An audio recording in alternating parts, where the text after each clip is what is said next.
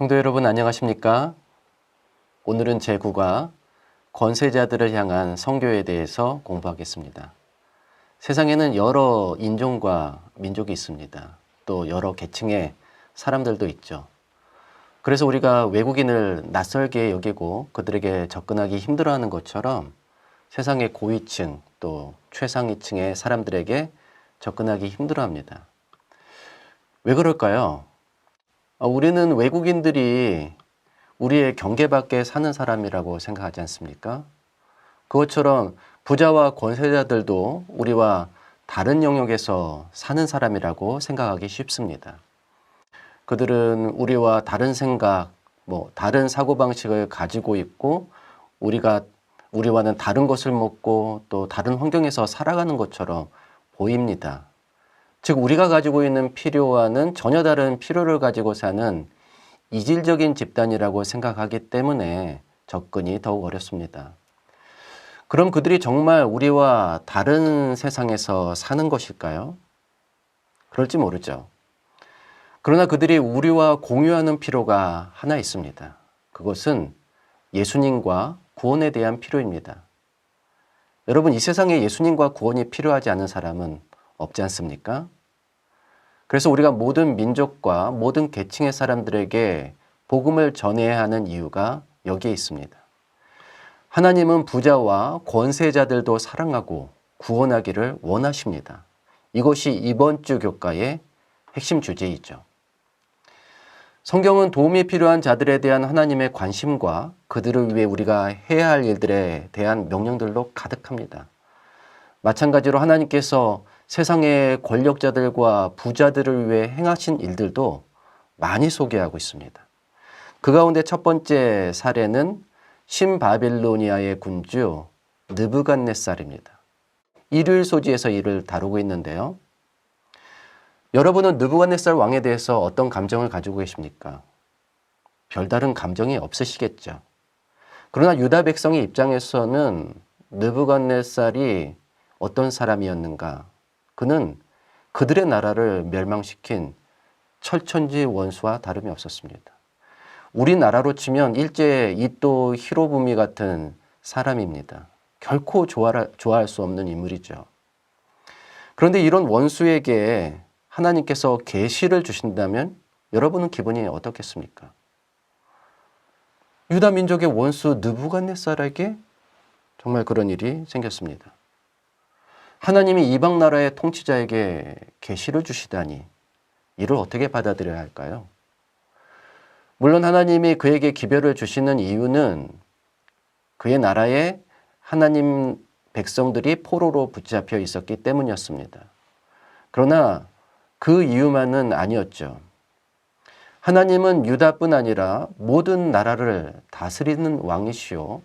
또 유다 민족뿐 아니라 모든 민족의 하나님이시지 않습니까? 따라서 느부갓네살이 잔인한 이방 나라의 왕일지라도 하나님은 그를 통하여 그분의 뜻을 이루기 원하셨습니다. 하나님이 바벨론 왕 느부갓네살에게 하신 일 중 대표적인 세 가지를 뽑자면 다음과 같습니다. 첫째, 하나님은 느부갓네살 왕을 유다를 심판하는 도구로 사용하셨습니다.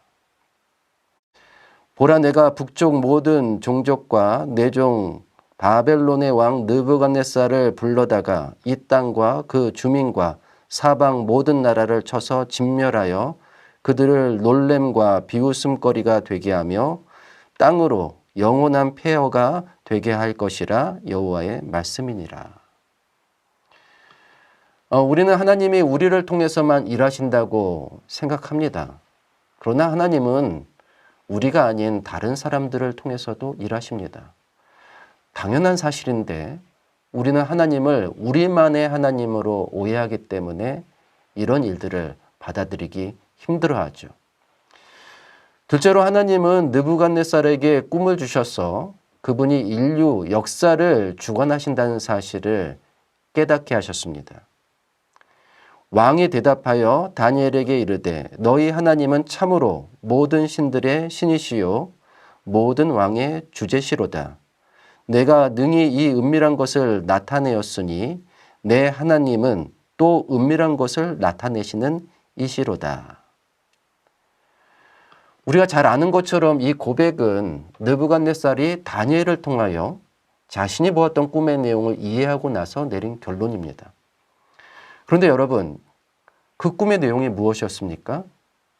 세상의 대제국들이 일어났다가 사라지기를 반복한 끝에 하나님께서 한 나라를 일으키시는데 그 나라가 온 땅에 가득해지는 꿈 아닙니까? 그 나라는 어떤 나라입니까? 유다 백성을 통해서 일어날 메시아 나라였습니다. 자신에게 꿈을 준 신이 누구인지를 알기 위해서 느부갓네살은 바벨론의 모든 박사와 술객들에게 꿈을 알아내려고 했는데 놀랍게도 그 꿈을 준 신이 다름 아닌 자신이 멸망시킨 유다 백성의 신이었습니다. 그뿐 아니라 세상의 강대국들을 다 파하고 결국 온 세상을 다스릴 나라도 이 유다 민족에게서 나온다는 그런 예언이었어요. 결국 이 땅의 모든 백성은 하나님이 다스리는 나라의 백성이 되어야 한다고 하는 그런 꿈이었습니다. 느부갓네살로서는 받아들이기 힘든 내용이었지만 그는 인류 역사에서 진정한 주인공은 하나님이신 것과 그분의 나라가 완성되기까지 모든 나라와 왕들은 조연에 불과하다는 사실을 인정해야 했습니다. 그럼에도 하나님의 계획을 거부하고 교만한 마음을 버리지 않았던 느부갓네살에게 하나님은 또 하나의 특별한 일을 행하십니다. 그에게 다시 한번 큰 나무에 관한 꿈을 주시고 선지자 다니엘을 보내셔서 공의를 행하며 가난한 자들에게 긍휼을 베푸는 선정을 펼치도록 요구하십니다. 그러나 그는 그 기별을 거절하고 7년 동안 들에서 짐승처럼 생활하죠. 그러다가 하늘을 우러러보고 하나님을 인정하는 마음을 가졌을 때 온전한 정신을 되찾고 다음과 같이 고백했습니다. 그 기한이 참에 나 느부갓네살이 하늘을 우러러 보았더니 내 총명이 다시 내게로 돌아온지라 이에 내가 지극히 높으신 이에게 감사하며 영생하시는 이를 찬양하고 경배하였나니 그 권세는 영원한 권세요 그 나라는 대대에 이르리로다. 지금도 마찬가지지만 공중예배의 기도자들은 간혹 위정자들을 위해 기도합니다. 사실 기도 외에 우리가 그들과 접촉해서 할 수 있는 일은 거의 없습니다. 그럼에도 불구하고 많은 사람의 운명이 세상 권력자들의 손에 달려있는 것도 사실입니다. 따라서 우리는 그들을 결코 외면해서는 안 됩니다. 하나님도 경우에 따라 그들에게 자신을 나타내시거나 기별을 전하시기도 했고 심지어 그들을 구원하기 위해 모든 노력을 다하셨습니다. 바울도 우리가 임금들과 높은 지위에 있는 자들을 위해 기도해야 한다고 이렇게 말했습니다. 그러므로 내가 첫째로 권하노니 모든 사람을 위하여 간구와 기도와 도고와 감사를 하되 임금들과 높은 지위에 있는 모든 사람을 위하여 하라.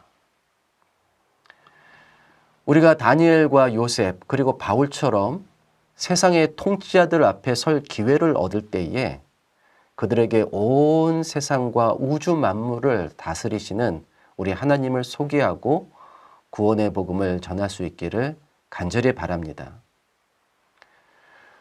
월요일 소지는 아람의 군대 사령관이었던 나아만의 이야기를 다루고 있습니다. 이 역시 하나님께서 이방 나라에 속한 최고위층 사람을 위해 일한다는 사실을 보여줍니다.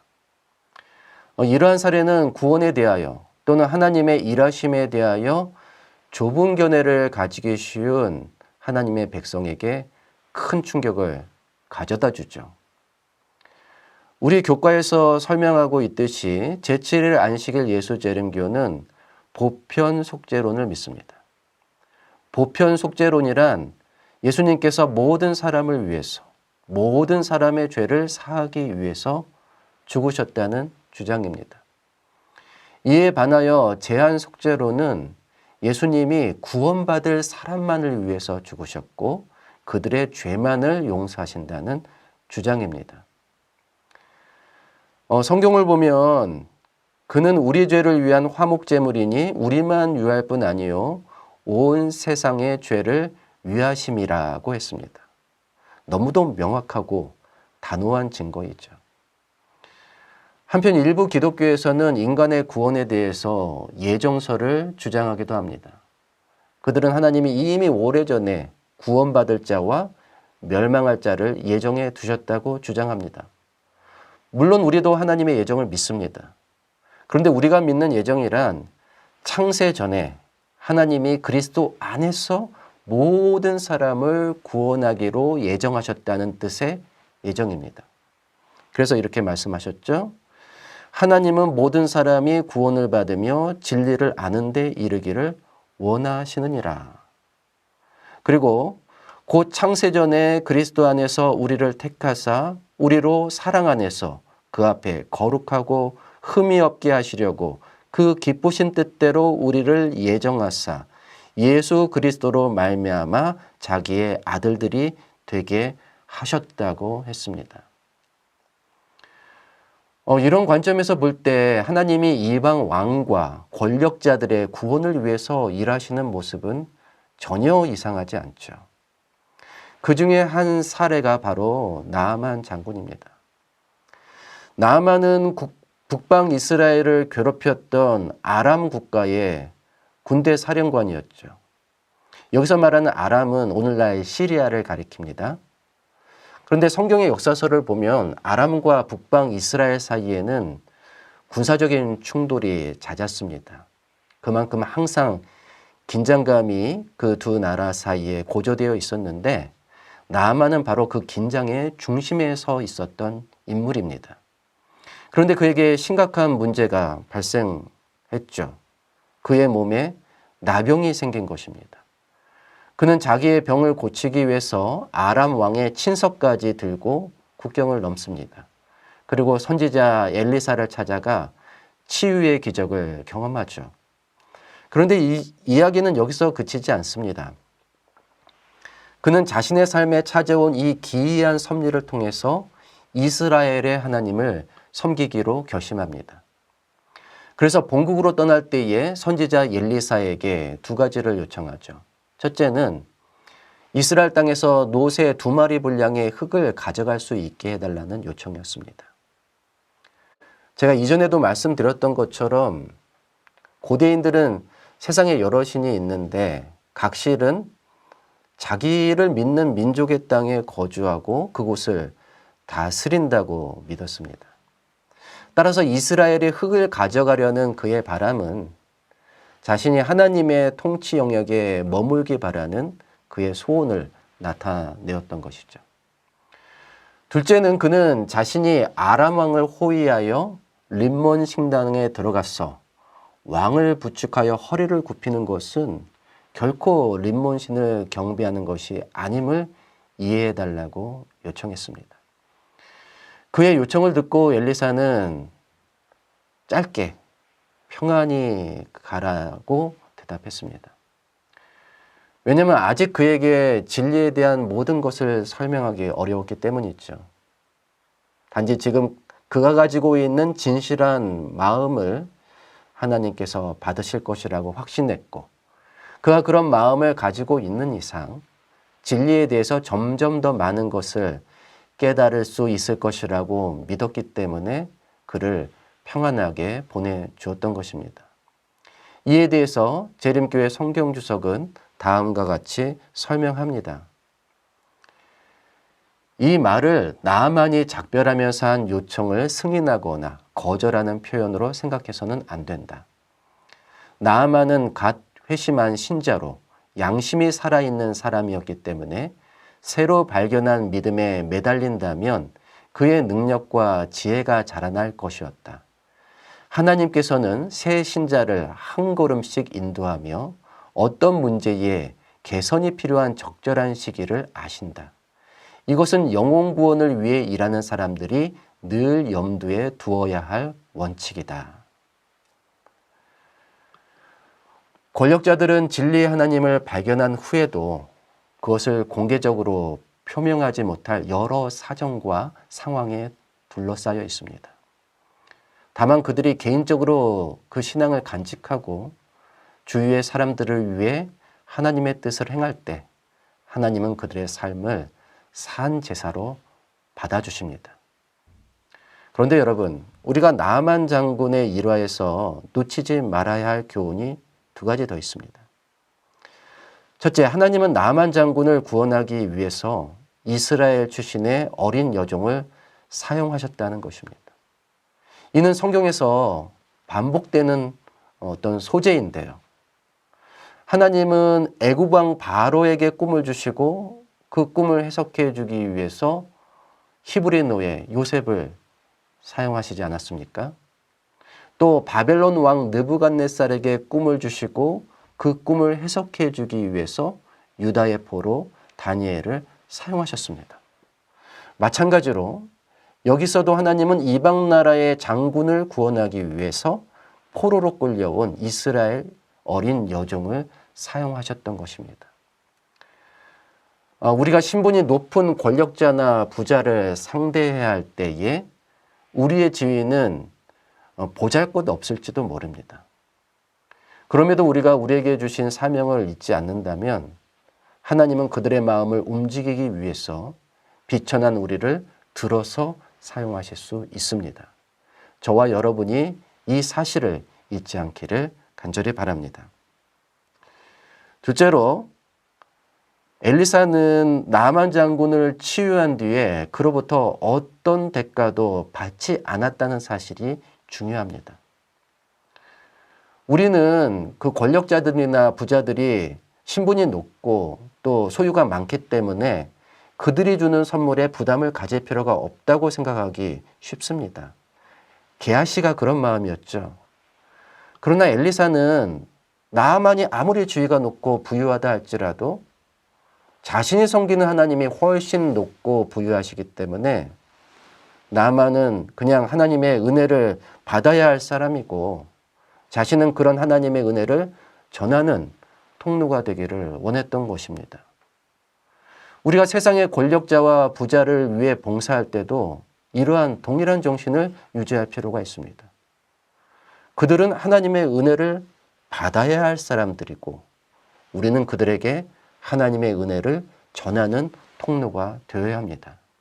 우리가 이런 마음으로 일함으로써 사람들이 하나님의 성품과 우리가 행하는 봉사의 진실성을 오해하지 않기를 간절히 바랍니다. 화요일 소지는 니고데모의 이야기를 다룹니다. 니고데모는 사내들인 의원으로서 유다 민족의 엘리트 계급을 대표했죠. 예수님도 그를 가리켜 이스라엘의 선생이라고 부르셨습니다. 그는 일찍부터 예수님의 가르침에 매력을 느꼈고 그분이 행하시는 모든 일을 유심히 관찰했습니다. 그러나 주님을 배격하는 대다수의 바리새인과 사두개인들을 의식하여 공개적으로 주님을 추종하지는 못했습니다. 대신 그는 늦은 시간을 선택하여 주님과 만나기를 희망하였고 마침내 둘 사이에 접견이 성사되었습니다. 이때 주님은 은밀하게 자신을 만나러 온 그를 책망하며 그에게 더 담대한 믿음과 대범한 행동을 요구하실 수도 있었습니다. 그러나 주어진 시간이 짧았기 때문에 주님은 부차적인 권면을 생략하고 그에게 가장 중요하고 핵심적인 진리를 제시하고자 노력하셨습니다. 여러분, 사람이 물과 성령으로 나지 아니하면 하나님 나라에 들어갈 수 없느니라. 이 유명한 말씀이 언제 나왔습니까? 예수님과 니고데모의 대화 중에서 나왔습니다. 또 하나님이 세상을 이처럼 사랑하사 독생자를 주셨으니 이는 그를 믿는 자마다 멸망하지 않고 영생을 얻게 하려 하심이라는 이 위대한 선언도 그들의 대화 중에서 나왔습니다. 니고데모는 이런 진리를 마음에 간직한 채 자리를 떠났습니다. 니고데모는 이후에도 공개적으로 예수님의 가르침과 사역을 지지하지는 못했습니다. 대신 사내들인 공의회가 예수님과 제자들에게 부당한 결정을 내리지 못하게 막고자 노력했습니다. 그것은 아리마대 사람 요셉도 마찬가지였죠. 하지만 그들의 노력에도 예수님은 십자가에 달려 죽으셨습니다. 대신 주님의 죽음은 오히려 그들로 하여금 대범하게 행동하게 하는 기폭제가 되었습니다. 아리마대 사람 요셉은 예수님의 제자이나 유대인이 두려워 그것을 숨기더니 이 일 후에 빌라도에게 예수의 시체를 가져가기를 구하매 빌라도가 허락하는지라 이에 가서 예수의 시체를 가져가니라. 일찍이 예수께 밤에 찾아왔던 니고데모도 모략과 침향 섞은 것을 100리트라쯤 가지고 온지라. 니고데모는 예수님과 대화했던 그날의 경험과 교훈을 결코 잊지 못했습니다. 그리고 훗날 그가 예수님의 제자들에게 증언한 내용은 수많은 사람을 구원하는 위대한 복음이 되었습니다. 여러분, 사람들은 복음을 듣고도 바로 반응하지 않습니다. 특히 부자나 권세자들은 주변에 의식할 것들이 많아서 결심이 더욱 늦어질 수 있습니다. 그럼에도 주님은 부자와 권세자들에게 복음을 전하는 일에 주저하지 않으셨습니다. 왜냐하면 언젠가는 결심할 날이 올 것을 아셨기 때문입니다. 여러분, 우리가 부자와 권세자들을 만날 기회는 드물 것입니다. 설령 그런 기회가 있더라도 시간이 짧을 것입니다.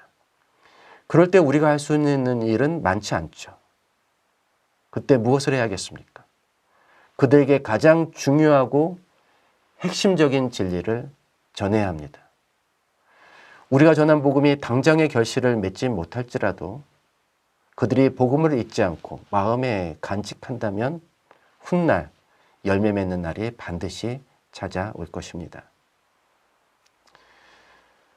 수요일 소지는 마태복음 19장에 나오는 젊은 부자 관원의 이야기와 또 누가복음 19장에 나오는 삭개오 이야기를 중심으로 부자를 향한 선교를 다룹니다. 마태복음 19장 16절에서 22절을 보면 예수님과 젊은 부자 관원의 대화가 나옵니다. 그는 영생을 얻으려면 무슨 선한 일을 해야 하냐고 주님께 물었습니다. 주님은 계명을 지키라고 말씀하셨죠. 그 청년은 자신이 계명을 잘 지켜왔노라고 자신했기 때문에 그것 외에 무엇이 더 필요하겠느냐고 물었습니다. 그러자 주님은 너의 모든 소유를 팔아 가난한 자들에게 나눠주고 나를 쫓으라고 말씀하셨습니다. 하지만 그는 이런 일에는 자신이 없어서 근심하며 자리를 떠났습니다. 그의 많은 소유가 그의 발목을 붙잡고 있었습니다. 그를 안타깝게 바라보시며 주님은 부자가 천국에 들어가는 것이 낙타가 바늘구멍으로 들어가는 것보다 어렵다는 유명한 말씀을 남기셨습니다. 엘렌 화이트이 소녀 시절에 이런 꿈을 꾸었죠. 천사가 그녀를 하늘로 인도하려고 하는데 가장 소중한 소지품만 가지고 가자고 했습니다. 그녀는 자신의 소중한 물건을 담은 상자를 집어들었습니다.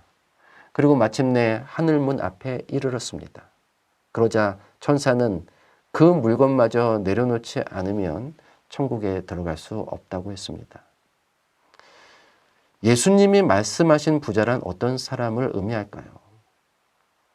부자란 버릴 수 없는 소유가 있는 사람입니다. 우리가 소유를 내려놓지 않으면 천국에 들어갈 수 없습니다.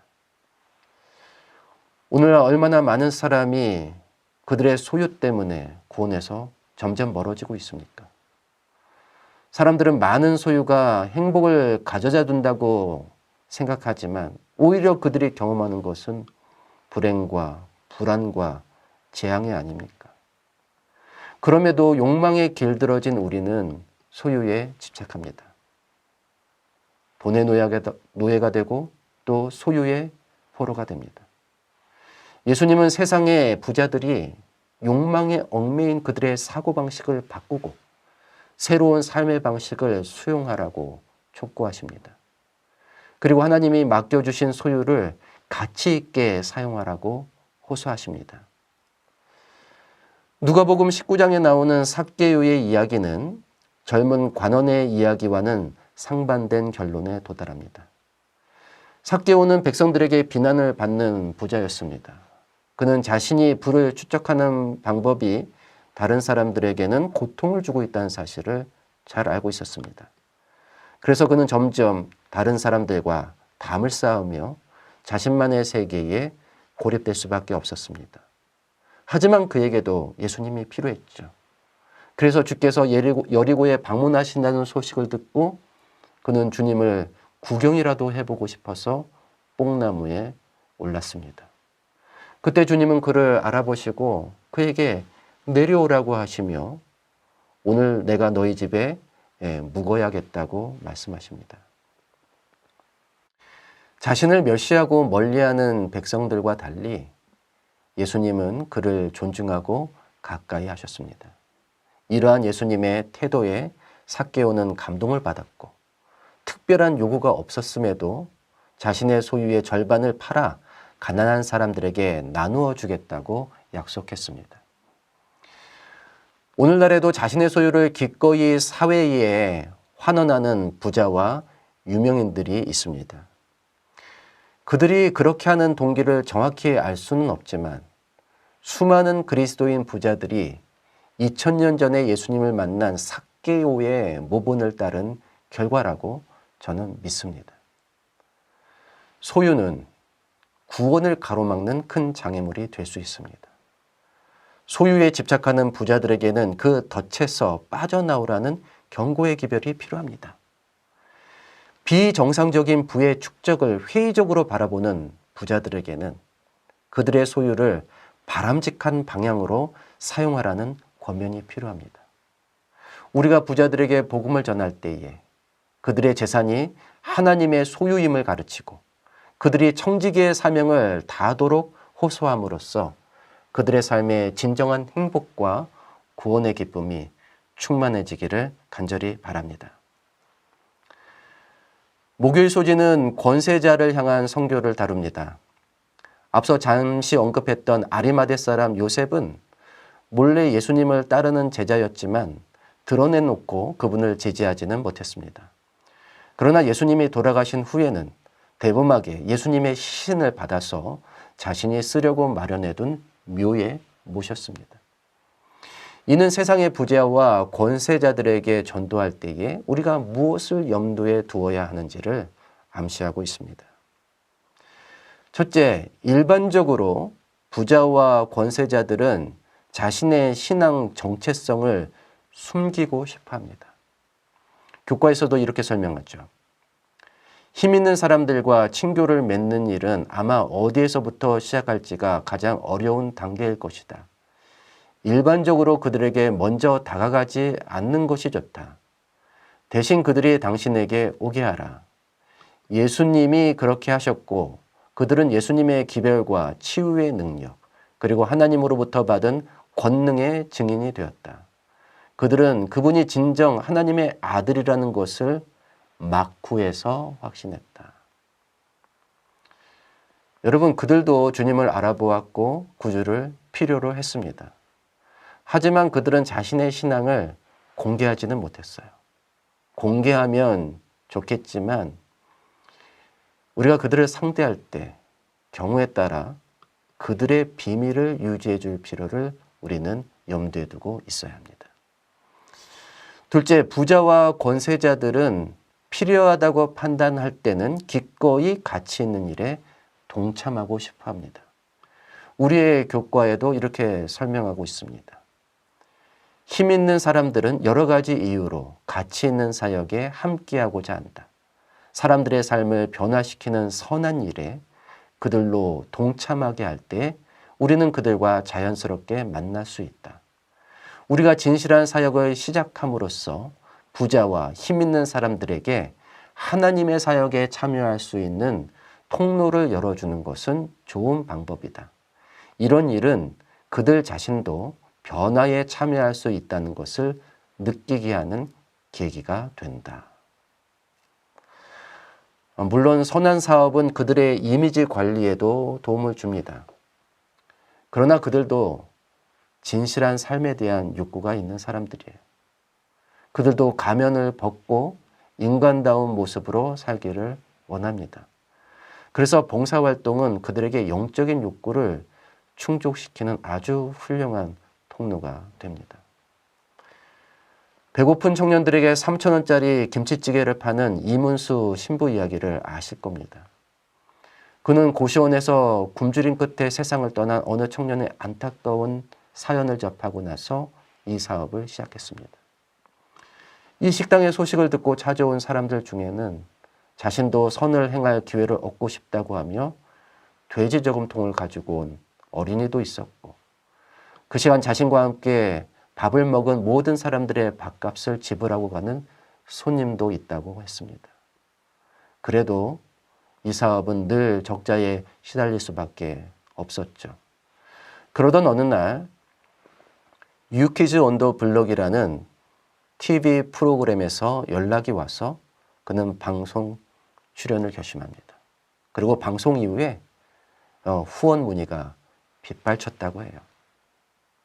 특별히 그 프로그램의 진행자였던 유재석 씨가 아무 말 없이 후원 계좌에 5천만 원을 입금하였다고 했습니다.